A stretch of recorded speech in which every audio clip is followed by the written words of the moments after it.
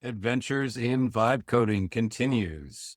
Here is another application I built in about 30 minutes. This application is basically a Fasc API Web App that allows you to analyze documents for LLM readability. What we mean by that is it will analyze a document that, let's say we want to publish to the internet.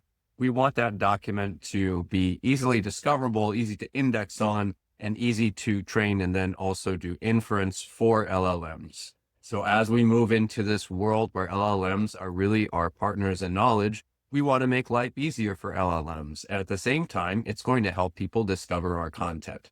So that's a different topic. The main topic here is how easy it was to create this application in the first place.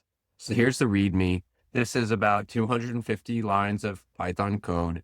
As you can see, a lot of this is about scoring and analyzing the document itself. It's really pretty simple, but pretty useful. So let's see this in action. As you can see, it's like a very simple web interface. I choose a file. Here I'm going to choose an earlier version of a file that I'm working on basically for a blog post to publish on our website.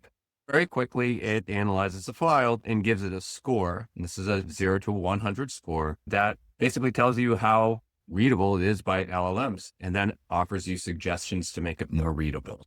So this is pretty good. I took the suggestion and then I created a separate file, modified it, and was able to improve that score by taking those suggestions. The purpose of this video is really twofold. One is to show you how quickly we can build applications of extremely good use in a very short amount of time, all by prompting, which, by the way, I also prompted through setting up my GitHub repository and pushing it to a remote repo, everything through prompts. Could I have done it the other way?